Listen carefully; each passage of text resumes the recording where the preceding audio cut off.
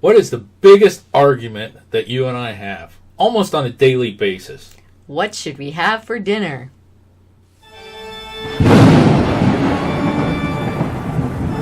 Welcome to another episode of Our Haunted Travels with your hosts, Sean and Marianne Dawn.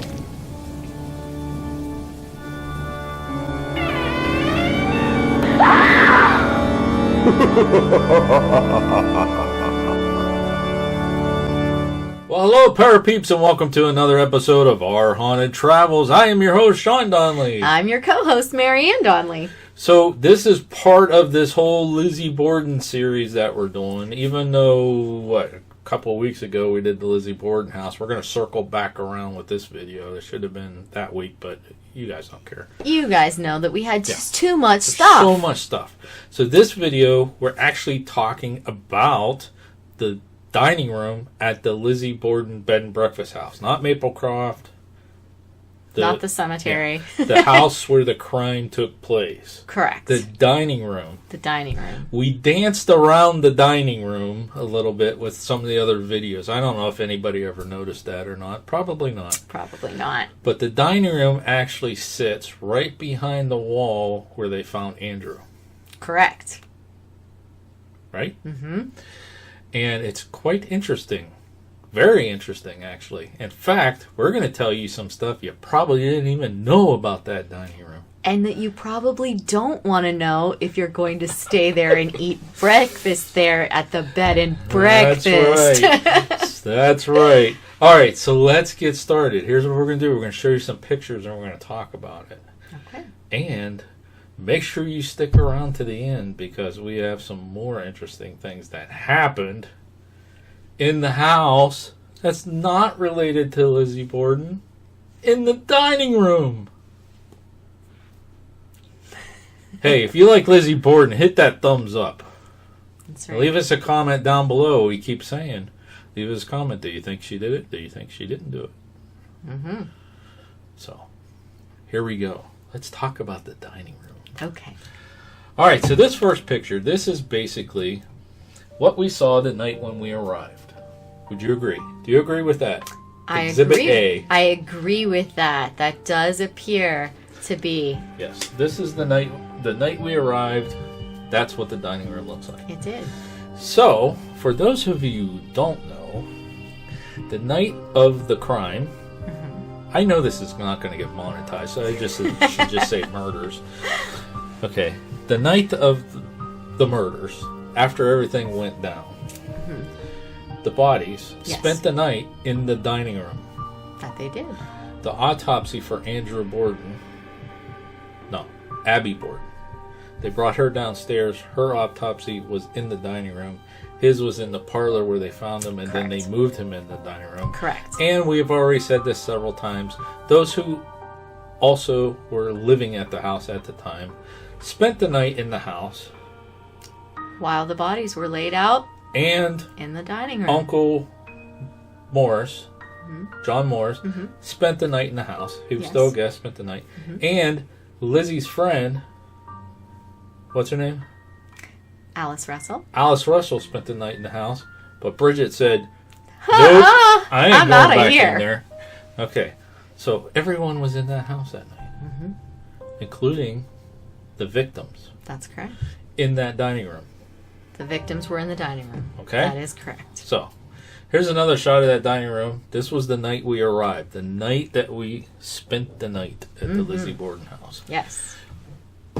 Little bit of glare off the door there. I Sorry. apologize about that. Yeah. Okay. Yeah, that was not a ghost. No, that's not a ghost. Glare. That's not paranormal. That's glare off that white door from the flash. Yeah. So we woke up the following morning. Of course, it's a bed and breakfast. What happens the following morning? They give you breakfast. And they're really kind of cool there. You know? They are. They play on the whole thing and they kind of, tease you a little bit and that Absolutely. kind of stuff. So when we went downstairs, this is one thing that we found right outside the dining room. As you know, everyone's kind of congregating in the kitchen and stuff, and they're making fun of the mutton from Lizzie's breakfast. So, yeah, that was kind of fun. But we did get to have Johnny cakes that morning. we did. Yeah. So here we are. You actually see my arms there. There's his arms. Marianne's taking a picture so you don't see her. So there we are having breakfast in the dining room. Mm-hmm. Okay. Yes. Yeah. Now here's another picture. This is of me, so you must have turned the camera sideways. I did. I turned it. Okay. So we're having breakfast. Johnny cakes. I don't see the Johnny cakes on the No, table. not in that particular picture. Okay. Now you saw all the happy fun stuff. Here's where it's going to start getting a little creepy, folks. So beware.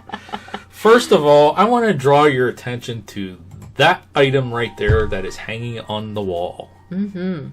Okay? Mm-hmm. You notice that? Yeah. Let me back up. Let me back up and show the other picture. Remember, this is the dining room. Yes. What did we say happened in the dining room? Well, one of the autopsies happened in the dining room. So that item, there's another shot of it, of that hanging on the wall. Mm-hmm. So, my lovely bride, please explain to our kind YouTube family out there what that thing is hanging on the wall. That is actually called a cooling board. Basically, it's kind of caned, and it would actually have legs that pop out of the bottom there, and you lay a dead body on there, and that's what you would perform an autopsy on or prepare the body for viewing on, because the air can still go back and forth through, leaving the body as it cools. And for those of you getting ready to ask this comment, Yes. we have two of them. I do own two of them. But they're not hanging on the dining room wall. They're No, out they're in the garage at the time. So there's a shot of that again, folks, hanging on the dining room wall. Just three little, people away from your breakfast. That's right.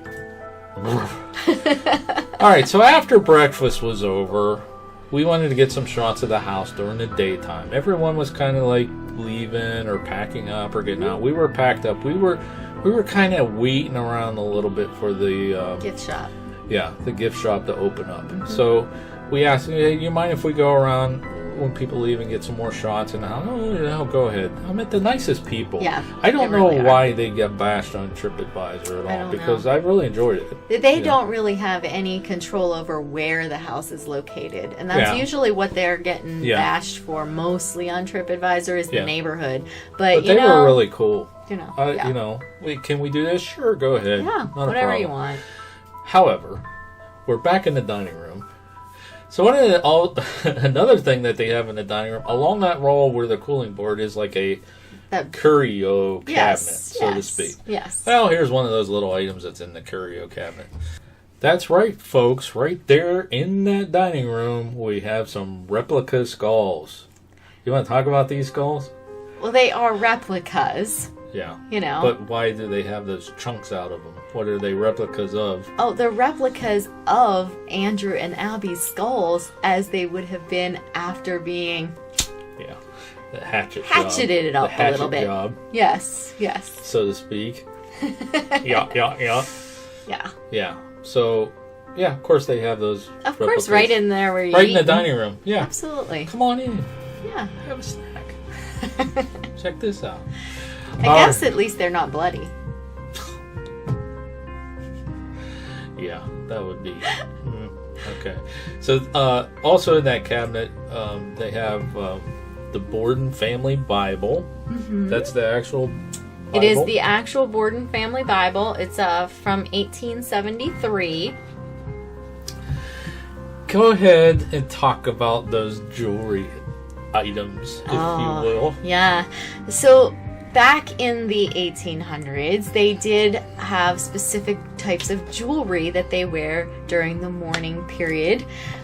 Basically, you would take hair of your loved ones and you would insert them into lockets, or actually make the chain portion of woven hair. They would make bracelets like that out of the woven hair. They would make even some hair clippy pieces with the hair. So they would take hair of your loved ones and turn them into jewelry that you would, of course, then wear during your mourning period. Yeah. Also in the dining room. Mm-hmm. Yes. Now, those particular pieces that they have in the dining room aren't necessarily Borden's. No, it's just relic examples from the Victorian of yes. So, and no, by the way, I don't actually have any traditional. thank you. I have often. You can find it a ton on eBay. We don't need it. You can find a ton of them on eBay, but I don't get them because, again, they are human remains, and I don't know who they came from. Yeah. I don't know. That's why I say we don't need it. You know, I don't know the history behind the individual. So, besides the little artifacts and items that they have in the dining room, we also found some other interesting information about the Borden house. Abby and Andrew were not the only deaths in the house. Say it isn't so. We know of one other documented death, and there could have been several because after Lizzie and Emma sold the house, it changed hands several times. So there could have been other deaths. And there were just wakes simply and things tenants. like that. Right, tenants. That didn't It was a own. rooming house. Okay, but before the Bordens purchased the house, if you caught our history of the Lizzie Borden house, Right. it was a two-family dwelling. There somebody lived upstairs and somebody lived downstairs. And when it was originally built, the dining room was split. There was a wall, split. It was 2 bedrooms. Correct. Okay, in one of those bedrooms, there is a documented death. Yes. So the house was built for Charles Trafton, correct? Yes. Okay. Good job. You All right. listened. And his wife, Hannah, passed away in the house of consumption Yes. in the dining room. Yes. Consumption. They also said, tuberculosis, basically consumption. That happened for her. And there is also a possibility that Charles Trafton's child, Charles Jr., died in the house as well. But there's not actual documentation of that. But there is for Hannah. That's right. So Hannah did die in one of the 2 bedrooms on the first floor in the 92 2nd Street home, which Is where became the dining room is. the bedrooms became the dining room. Yeah. Interesting. And you found some more stuff too. That there was somebody whose bedroom was in there after the Bordens owned it. Right. They were using it as a bedroom. We can't find documentation that she passed away there, Right. but it did say she spent her last days there. Yes, it was her bedroom for her final days. Yes, and that is Josephine McGinn. Her husband and her, they owned the house. They were living in the house in the 1990s. And she actually died, and the bedroom, again, was downstairs in that dining room area. So A lot of stuff took place in that dining room. I'm thinking maybe you don't sleep in the dining room. No. But you have breakfast But there. you have breakfast there. So we had to do a separate We video just about the Lizzie Borden bed and breakfast dining room. Right. Because, you have the Bordens in there overnight after they've been murdered. You have Mrs. Borden having her autopsy in that room. They actually removed her stomach while she was being autopsied in that room. You have the Hannah Trafton's death in that room.